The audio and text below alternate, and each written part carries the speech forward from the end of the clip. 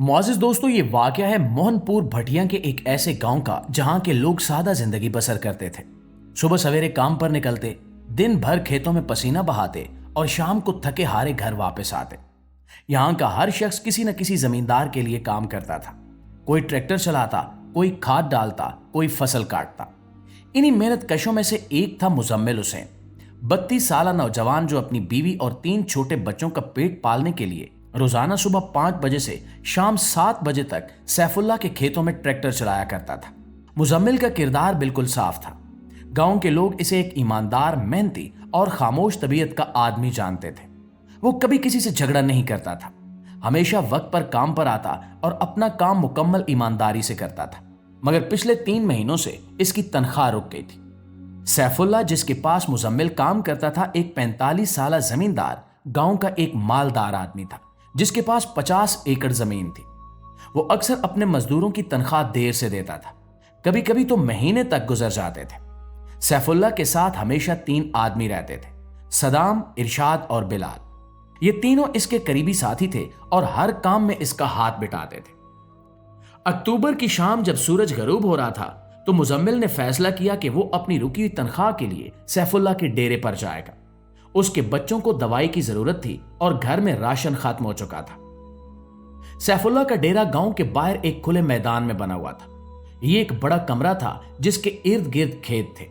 यहां वो अपने साथियों के साथ बैठकर खेती बाड़ी के काम की मंसूबाबंदी करता था। जब मुजम्मिल वहां पहुंचा तो सैफुल्ला अपने तीनों साथियों के साथ चाय पी रहा था। मुजम्मिल ने अदब से सलाम किया और कहा कि वो अपने 3 महीने की बकाया तनख्वाह लेने आया है। सैफुल्ला ने पहले तो टाल मटोल की और फिर कहा कि पैसे इस वक्त पास नहीं है। मुजम्मिल ने आजिज़ी से कहा कि इसके बच्चे बीमार हैं और घर में खाने को कुछ नहीं है। यहां पहली बार सैफुल्ला का रंग बदला। उसने कहा कि मुजम्मिल बहुत ज्यादा सवाल कर रहा है। मुजम्मिल ने कहा कि ये इसका हक है, वो मेहनत करता है तो इसके पैसे भी मिलने चाहिए। और फिर वो लम्हा आया जब मामला बिगड़ना शुरू हुआ। सैफुल्ला ने गुस्से में आकर कहा कि मुजम्मिल, तू बहुत बोलता है। उसने सदाम से कहा कि इसे सबक सिखाया जाए। मुजम्मिल ने कहा कि वो सिर्फ अपने पैसे चाहता है, कोई लड़ाई नहीं चाहता। मगर सैफुल्ला के दिल में कुछ और ही चल रहा था। वो नहीं चाहता था कि कोई मजदूर इसके सामने अपना हक मांगे, इसके लिए ये इसकी बेइज्जती थी। शाम तकरीबन 7:15 बजे जब इर्द गिर्द की फिजा में रात का अंधेरा गहरा होना शुरू हो चुका था, सैफुल्ला ने अपने साथियों को इशारा किया। सदाम, इरशाद और बिलाल ने मुजम्मिल को घेर लिया और फिर जो कुछ हुआ वो इस कदर वहशियाना था कि इसकी तफसील सुनकर आपके रोंगटे खड़े हो जाएंगे। पहले इन्होंने मुजम्मिल को पकड़ा, फिर उसके हाथ बांधे। सैफुल्ला ने डेरे में रखा हुआ कुल्हाड़ा उठाया। ये वही कुल्हाड़ा था जो वो लकड़ी काटने के लिए इस्तेमाल करता था। मुजम्मिल ने चीख कर कहा कि वो अपने पैसे भूल जाता है, बस उसे जाने दिया जाए। मगर सैफुल्ला का गुस्सा अब हद से बढ़ चुका था। सैफुल्ला ने कुल्हाड़े से मुजम्मिल के सर पर वार किया। मुजम्मिल जमीन पर गिर गया और इसका खून खेत की मिट्टी में जज्ब होता चला गया। मगर सैफुल्ला का गुस्सा अभी भी खत्म नहीं हुआ था। उसने दोबारा कुल्हाड़ा उठाया और इस बार इतनी बेरहमी से वार किया कि मुजम्मिल का सर उसके धड़ से अलग हो गया।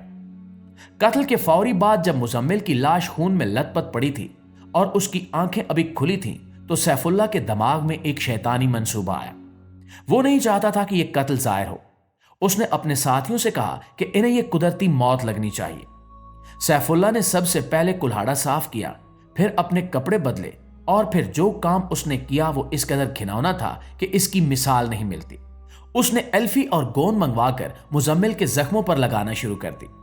इसका मकसद यह था कि जख्म चिपक जाए और ऐसा लगे कि वो दिल के दौरे से मरा है। यह काम करते वक्त सैफुल्ला के हाथ कांप रहे थे। उसकी आंखों में डर था, मगर उसके दिल में कोई पछतावा नहीं था। वो सिर्फ अपने आप को बचाने के बारे में सोच रहा था। रात 10 बजे तक उन्होंने मुजम्मिल का सर वापस उसके धड़ के साथ जोड़ा, जख्मों को चिपकाया और उसके कपड़े साफ किए, तो उसकी लाश को एक कंबल में डालकर गांव की तरफ ले गए।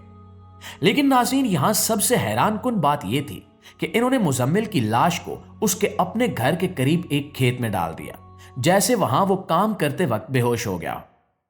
अगली सुबह नवंबर की ठंडक में जब धुंध छाई हुई थी और परिंदे चहचहा रहे थे, मुजम्मिल की बीवी साइमा को फिक्र हुई कि इसका शौहर अभी तक घर नहीं आया।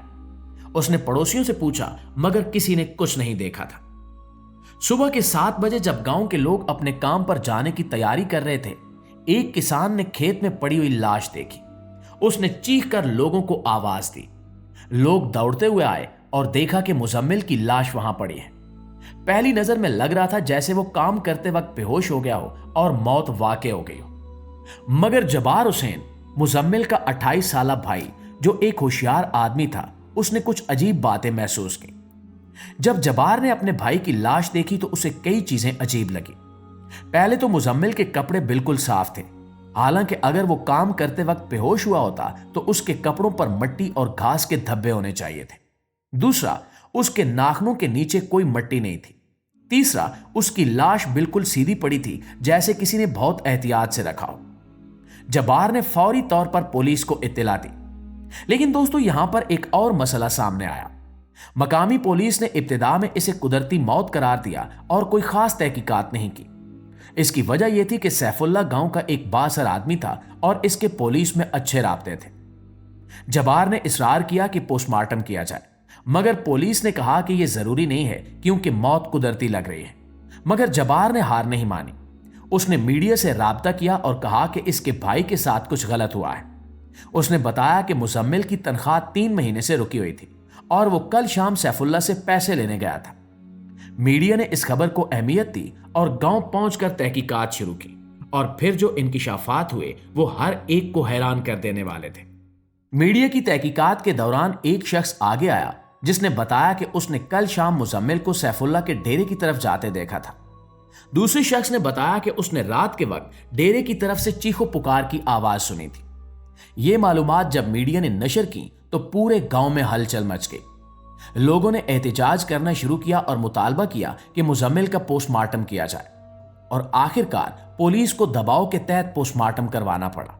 और जब पोस्टमार्टम की रिपोर्ट आई तो वो तमाम शकूक व शुबात हकीकत साबित हुए जिनका अंदाजा जबार ने लगाया था। डॉक्टर ने बताया कि मुजम्मिल की मौत कुदरती नहीं थी, इसके सर पर कुल्हाड़े से वार किए गए थे। सबसे चौंका देने वाली बात यह थी कि उसके जख्मों पर चिपकने वाला मादा लगा हुआ था जो गोंद और एल्फी का आमेजा था, और यह वो लम्हा था जब पूरी सच्चाई सामने आ गई। पुलिस ने फौरी तौर पर सैफुल्लाह और इसके साथियों को गिरफ्तार किया।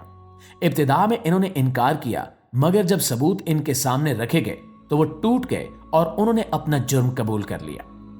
तहकीकात के दौरान पता चला कि सैफुल्लाह ने पहले भी अपने मजदूरों के साथ तशद्दुद किया था, मगर किसी ने कभी इसके खिलाफ शिकायत नहीं की थी क्योंकि वो डरते थे।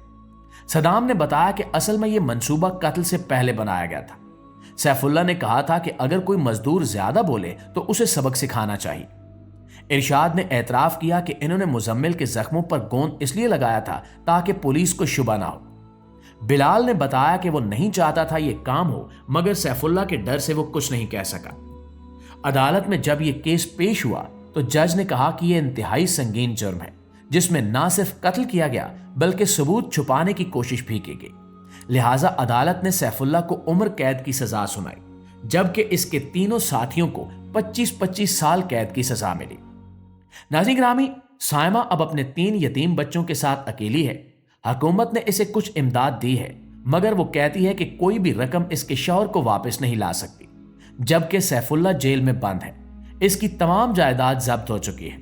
इसके अहले खाना का कहना है कि इन्हें इसके फेल पर शर्म आती है, और ये वाकया हमें ये सिखाता है कि जुल्म कितना भी बड़ा हो, सच हमेशा सामने आ जाता है।